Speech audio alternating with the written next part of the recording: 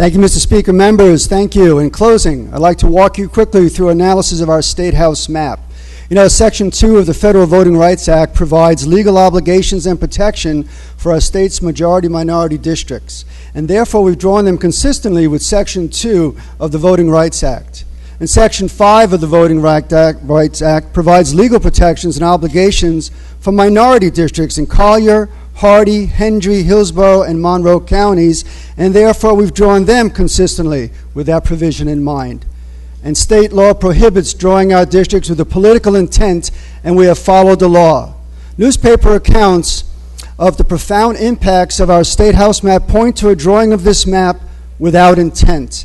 And the reality, members, is that because we have followed both federal law and our state constitution, some of us in this chamber won't be coming back.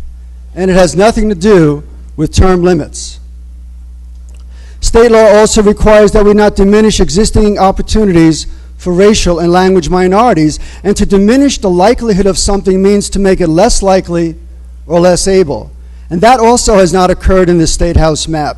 In addition, state law requires districts to be contiguous, and we've done that in every district on these maps. Now, those are the first-tier standards in our state law, and the second-tier standard in our state law requires equal population, compactness, and where feasible, adherence to political and geographical boundary lines within our districts. And those three standards are put on equal footing based on the language in the third paragraph of our new state law. Members, our population deviation in these maps is only 3.97, well within the 10% range permitted in case law. And that deviation is directly tied to the effort to use county lines, and something that our new state law says is on equal footing to equal population. Regarding the compactness of our districts, you can see just by looking at the maps that many of them look like squares and rectangles, and the travel time and distance of the districts has been reduced from that of the district drawn 10 years ago. Compared to previous maps, they are more compact based on every perimeter test and width height test we've looked at, and they make significant use of county lines. Once again, we followed the law. And speaking of better districts, you have to split up 29 counties in a State House map, and we drew a map that only splits 30, only one above the minimum. And we also drew a map that reduced city splits from previous 170 from the map 10 years ago to just 75. Members, the compliance of our state map is something that we can all be proud of. And when this legislation passes this chamber, Florida will become the national model of how redistricting should be accomplished.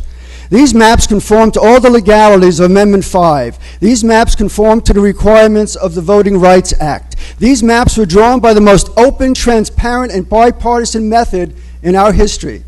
Now, all of you know that we've had dozens of meetings, all the way from the Panhandle to the southernmost part of our state in Key West. And we listened to hundreds of hours of public testimony. We received hundreds and hundreds of suggestions, and we received over 170 maps inputted from the public.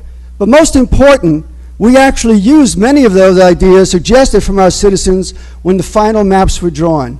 Members, in a moment, you will be voting on one of the most important pieces of legislation to come before us in the last 10 years.